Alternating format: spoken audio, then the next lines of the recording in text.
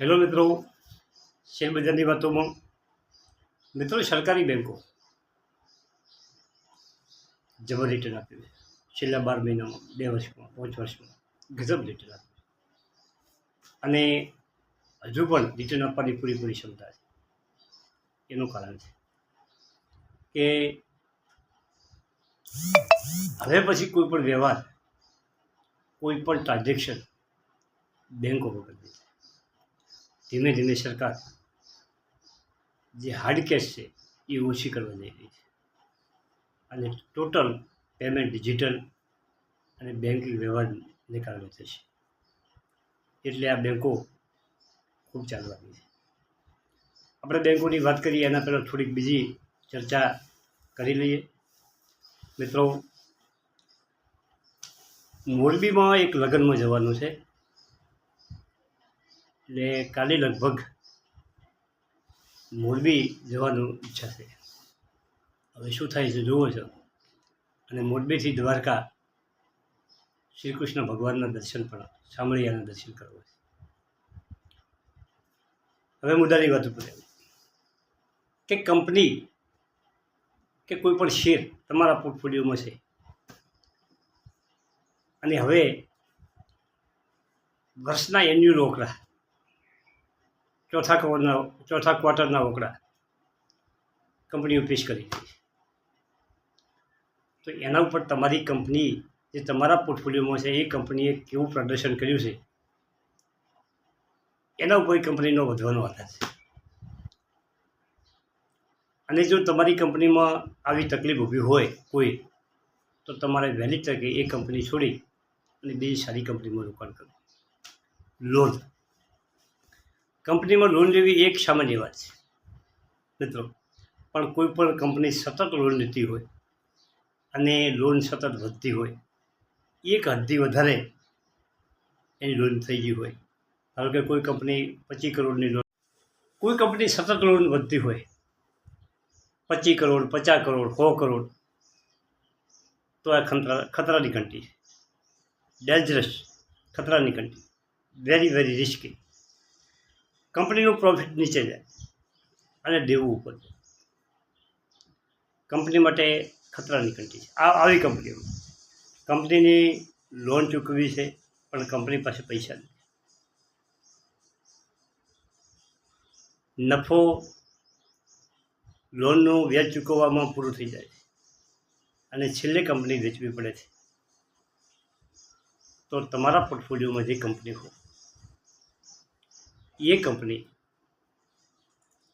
23-24ના વર્ષમાં કેવું પ્રદર્શન કરે છે, કેટલું સેલ વધ્યું છે, કેટલો નફો વધ્યો છે, છેલ્લા ક્વાર્ટર, ચોથા ક્વાર્ટરમાં કેવી પરિસ્થિતિ છે, કંપનીને આગળના વર્ષમાં કેવી લોન હતી, લોન ઘટી છે કે વધી છે, ટૂંકી મુદતની લોન કેટલી હતી અને લોંગ મુદતની લોન કેટલી હતી. કંપનીઓમાં લોન હોવી એ નોર્મલ બાબત છે, પરંતુ ગજાબાજની લોન હોવી એ ખતરાની ઘંટી છે. મિત્રો, દાખલો લઈએ આપણે કે રિલાયન્સ ઉપર ખૂબ મોટી લોનો છે, પરંતુ લોન કરતાં કંપનીનો નફો અને કંપનીની એસેટ કેટલાય ઘણી વધારે છે. એમાં કોઈ તકલીફ ઊભી ના થાય. પરંતુ નાની કંપની હોય, એના ઉપર થોડીક વધારે લોન હોય તો એ કંપની ચાલી શકતી નથી. કંપનીનો વિકાસ કરવો હશે તો બધાને સાથે લઈને ચાલવું પડશે. મેનેજમેન્ટ, કર્મચારીઓ, આ બધું કામ ભેગું હશે તો જ કંપની ચાલશે. આવી કંપનીમાં તમારે આ બધું તમારી કંપનીમાં ચેક કરી દેવું અને પછી આગળ. જો કોઈ કંપની તમારા પોર્ટફોલિયોમાં એવી હોય, વર્ષ દરમિયાન પરફોર્મન્સ ન કર્યું હોય, શેર વધ્યો ના હોય,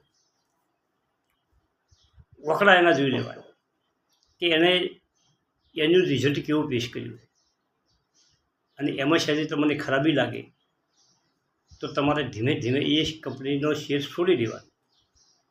ઘણી સારી કંપનીઓ છે. અને મિત્રો, ઓના પછીનો નેક્સ્ટ વિડીયો રેલવેના શેરોનો કરવાનો. પરંતુ જો બહાર જવાનું થશે તો વિડીયો બનાવવો કાઠો છે. નકે રેલવેનો વિડીયો આવી જશે. એનું એક કારણ કે ચૂંટણી પૂરી થશે, પરિણામ આવશે, એના પછી નવું બજેટ આવશે અને બજેટ પછી રેલવેના શેરો 100% વધવાના છે. રેલવેનો વિકાસ કરવાનો છે સરકારને. રેલવેમાં ખૂબ કોમ ચાલી રહ્યા છે. એટલે રેલવેનો વિગતવાર વિડીયો દરેક કંપની વિશે ટોટલ માહિતી ભેગી કરી અને એના પછી નેક્સ્ટ વિડીયો કે એના પછીના દિવસે વિડીયો મૂકવાનો છે. હવે આપણે બેંકોની વાત કરીએ કે બેંક ઓફ મહારાષ્ટ્ર મિત્રો 67 રૂપિયા ઉપર ચાલી રહ્યો છે. માર્કેટ કેપ 47,905 કરોડ છે મિત્રો. ફેસ વેલ્યુ 10 રૂપિયા છે. બુક વેલ્યુ 20 રૂપિયા છે મિત્રો. અને કંપનીએ ગજબનું રિટર્ન આપ્યું છે. એક વર્ષમાં કંપનીએ 150% રિટર્ન આપ્યું. ભારત સરકારની કંપની છે. હોલ્ડિંગમાં વાત કરીએ 86% સરકારનું હોલ્ડિંગ છે. 6.43% FICનું રોકાણ છે. પબ્લિકનું રોકાણ ફક્ત 6% છે મિત્રો. અને કંપની પાસે ગજબની એસેટ છે. બીજી કંપની છે કેનેરા બેંક. 770 રૂપિયા ઉપર ચાલી રહ્યો છે મિત્રો. ઓના પહેલાં આપણે વિડીયો બનાવ્યો હતો 6 મહિના પહેલાં. આ 339 રૂપિયા ભાવ હતો અને એનું માર્કેટ કેપ હતું 61,000નું. આજે એનું માર્કેટ કેપ થયું છે 1,12,046 કરોડ અને 670 રૂપિયા ઉપર ચાલી રહ્યું છે. ફેસ વેલ્યુ 10 રૂપિયા છે. બુક વેલ્યુ 343 રૂપિયા છે. બુક વેલ્યુ જબર કહેવાય. અને કંપનીએ રિટર્ન 3 વર્ષમાં 300% રિટર્ન આપ્યું. ભારત સરકારનું હોલ્ડિંગ એટલે કે પ્રમોટરનું હોલ્ડિંગ 62.93% છે. FIC 8.91%, DI 15.95%. LICનું આ DIનું જે હોલ્ડિંગ છે એમાં LICનું 9% હોલ્ડિંગ છે મિત્રો. અને પબ્લિકનું હોલ્ડિંગ 12% છે. સેન્ટ્રલ બેંક 4 આસપાસ ચાલતો હતો, આજે 67 રૂપિયા પહોંચ્યો છે. 52 વીક લો 25 રૂપિયા છે અને 52 વીક હાઈ 76 રૂપિયા છે. માર્કેટ કેપ 57,294 કરોડ છે. ફેસ વેલ્યુ 10 રૂપિયા છે. બુક વેલ્યુ 30 રૂપિયા છે. એનું વોલ્યુમ 2 કરોડ શેરનું થાય છે અને 32% ડિલિવરી થાય છે. નહીં તો 3 વર્ષમાં 150% રિટર્ન આપ્યું છે કંપની. અને છેલ્લા 6 મહિનામાં ડબલ 50% રિટર્ન આપ્યું છે.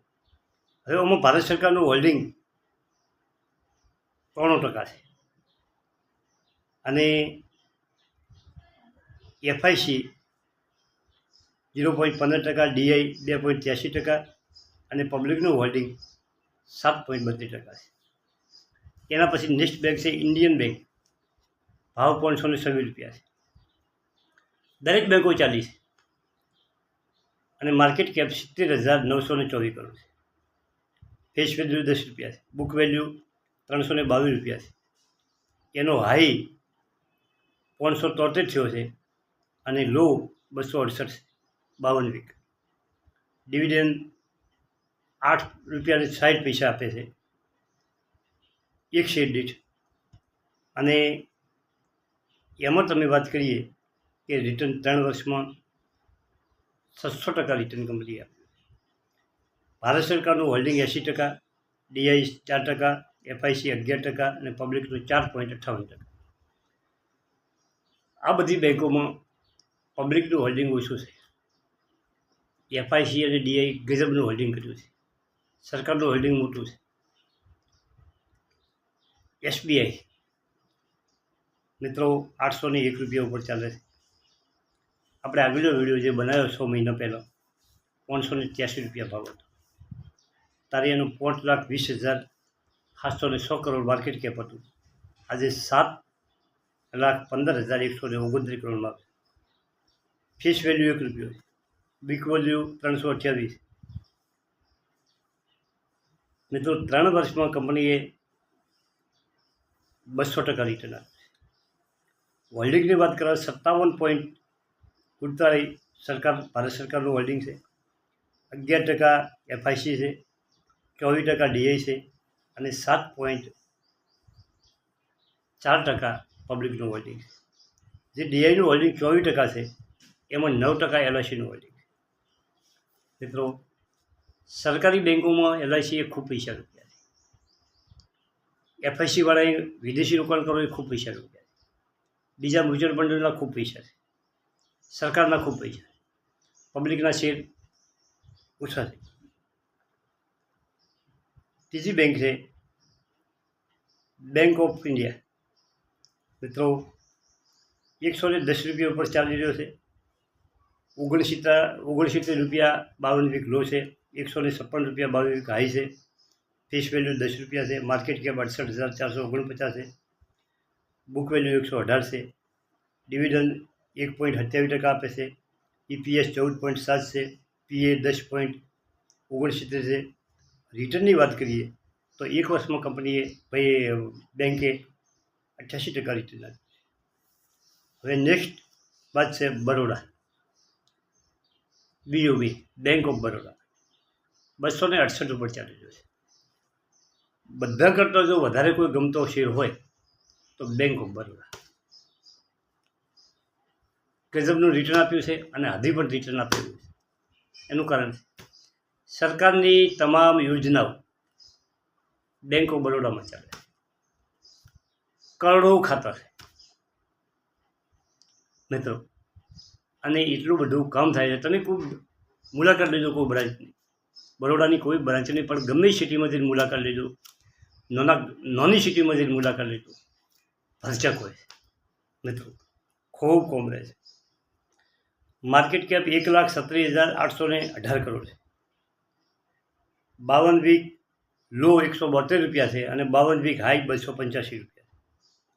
ફેસ વેલ્યુ 2 રૂપિયા છે, ડિવિડન્ડ 2.2% આપે છે, EPS 17.71, એટલે કે એક શેર દીઠ કમાણી 17 રૂપિયા છે, PA 7.30 છે અને સેક્ટરનો PA 16.12 છે. એના સેક્ટરના PAથી નીચો PA છે, સસ્તી છે.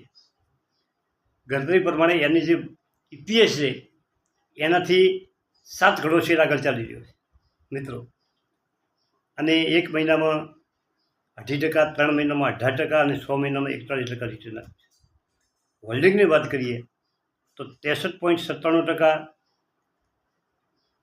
ભારત સરકારનું હોલ્ડિંગ, 12.4% FIC, 16.3% મ્યુચ્યુઅલ ફંડો અને 7.32% પબ્લિકનું હોલ્ડિંગ છે. આ સરકારી બેંકો છે અને આ બેંકોના ભાવ ભલે ન ના હોય પણ એના માર્કેટ કેપ વિશાળ છે. એટલે એનો અર્થ એ શું કે આ બેંકોએ ખૂબ શેરો બહાર પાડેલા, અને એમાં ખાસ કે બેંકો ખૂબ ચાલી છે અને બેંકોનું ભવિષ્ય હજી આગળ છે. બેંકો વગર આ દેશને ચાલવાનું નથી, કોઈને ચાલવાનું નથી મિત્રો. સમય બહુ પ્રવાહી છે. થેન્ક યુ, આભાર.